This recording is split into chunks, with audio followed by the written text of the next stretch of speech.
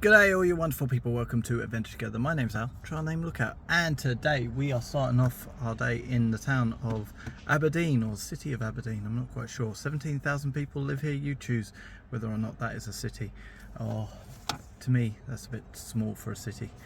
Anyway, why are we in Aberdeen? Well, it's because we've left Olympic National Park and we're heading south along the Pacific coast, but also because this is a little bit of a fanboy thing for me, is this is the hometown of Kurt Cobain and Chris Novoselic, the two founding members of the band Nirvana, and I grew up listening to them amongst other bands, and so I'm just going to do a little bit of fanboying here and go to the Kurt Cobain house and to the memorial. And I think there was a bridge that he mentioned in a song that was next to his childhood house, so I'm going to go to those little spots before we move on down south. And I don't know if it's because everything I have is wet and drying out in this car each day, but it stinks in here, so I bought some magic trees from AutoZone, so I'm going to hang those up, get the windows down as well.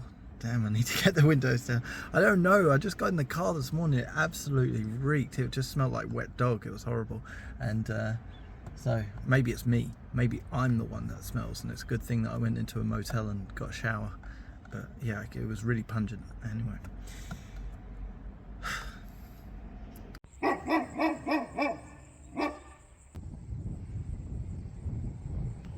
Just walking along First East Street here in Aberdeen. We're at 1210 is the old childhood home of Kurt Cobain. It must be so strange for people in this neighbourhood to have certain people coming and going just to look at a house. Now this is private property and I feel very strange filming someone's house. They have this QR code on the door here. For tour information, please visit Unplugged. Website it brings you to. So, if you were wondering what that QR code did, this is where it brings you.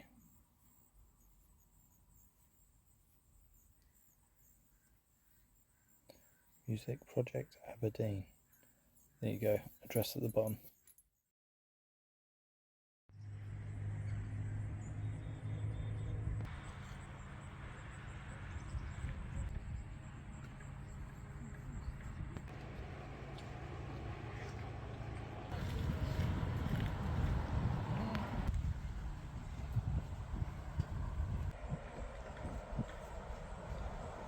So this is the Young Street Bridge over the Wishkah River. So a live album was put out, two live albums. One was the MTV Unplugged and the other one was a slightly heavier album called From the Muddy Banks of Wishkah, where the title came from Kurt saying that he spent nights as a boy sleeping under the bridge, the Young Street Bridge near his house, on the muddy banks of the Wishkah River. But Chris Novoselic said there was no way that he spent any time sleeping under this bridge because of the tides and how muddy it is, and it was revisionist history apparently.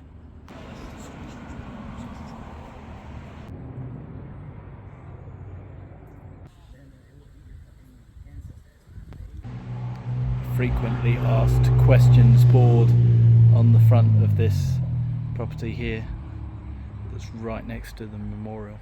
Well, that was my little Kurt Cobain kind of fanboy tour, and now I'm going to be heading south and also towards the coast.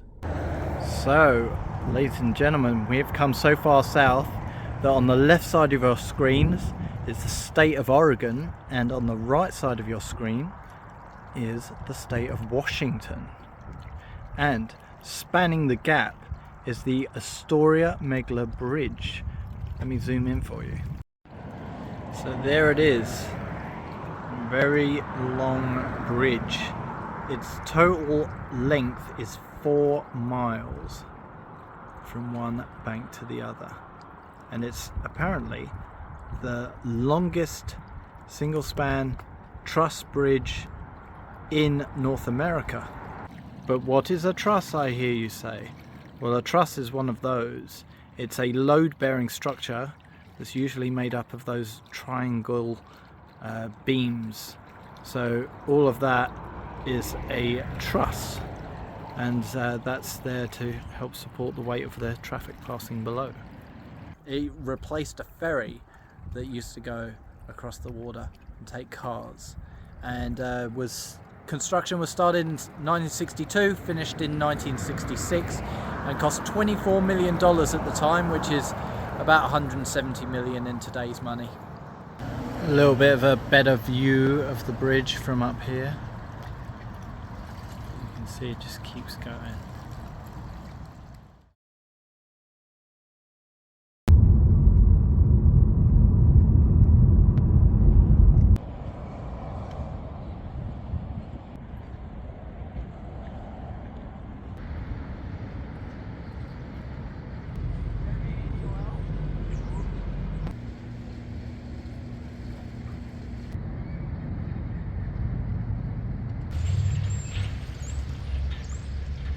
Now we're in the town of Astoria, full on, and there's something that this place is famous for, and it's another pop culture references. It's the film The Goonies. One-eyed Willie! And it's one of the movies that I grew up watching, so we're here in this back street of Astoria to have a look at the Goonies house. Just a little bit of filling up my childhood memories today.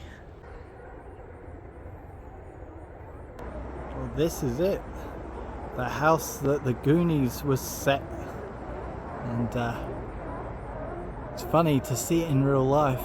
I know it's just a house, but it's funny, childhood memories coming back. This is a view of the neighbourhood. All the houses stacked up along the hill coming out of the river. There are some very loud residents here in Astoria. Can you hear them?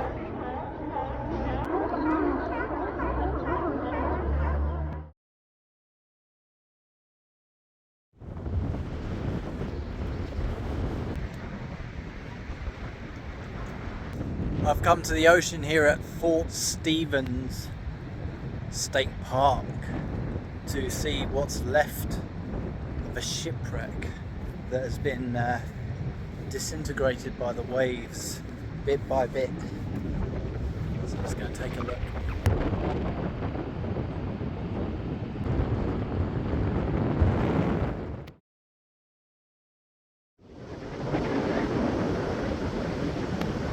Well, it's hardly the ghost ship of One-Eyed Willie, but it's pretty cool.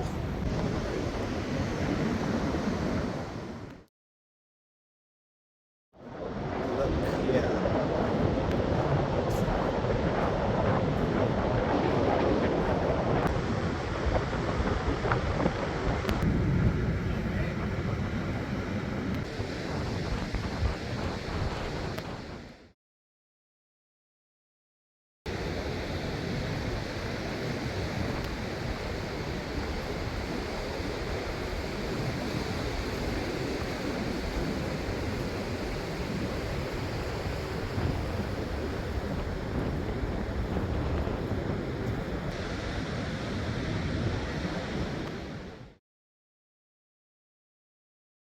So the story of this shipwreck is that it's called the Peter Ardell, or Erdell. It was a shipwreck from 1906 when it was carrying ballast towards the Columbia River, just 4 miles north of here. And about 3 o'clock in the morning, it got completely caught up in a storm and rising tide, and there was nothing they could do. The ship was too heavy, and the storm and the waves just took it and planted it on the beach, and everyone survived, no casualties, and no blame on the crew. So it's the remnants of that.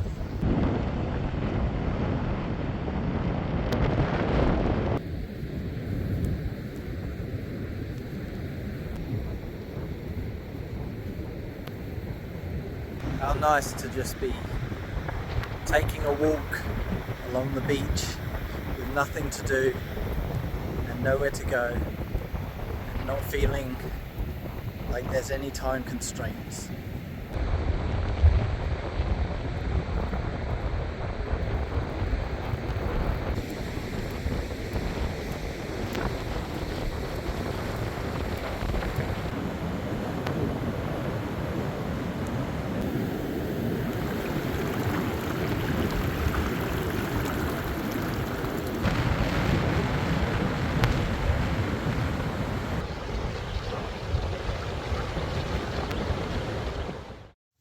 So ladies and gentlemen, after a lovely day on the beach, I went to the top and made my dinner, and then I drove down to the town of Seaside, which is a really cool name for a town, Seaside, that is just as described. It is by the sea. It is at the side of the sea, on the land side, and I've come to the Seaside International Hostel. I'm part of a 6-bed dorm. I'm the only one in it at the moment, which is why I'm filming, but there will be other people coming back to the room. But yeah, that's about everything I have for you today, apart from to say what a lovely day it was, and it's kind of inspired me to take this less as a ticking things off the list like I was at Olympic National Park, kind of just trying to rush around and see everything, to trying to experience it. And I think chilling out on the beach and cooking dinner there and everything like that for the rest of the afternoon and the early evening was the sort of the big kick up the arse. It was like, experience, stop sightseeing and ticking things off. I think that's going to be a really good thing. I'm glad I clued into it early. But yeah, it's been a really nice afternoon. And with that, that's everything I have for you today. So thank you for joining me, and I'll see you in the next one.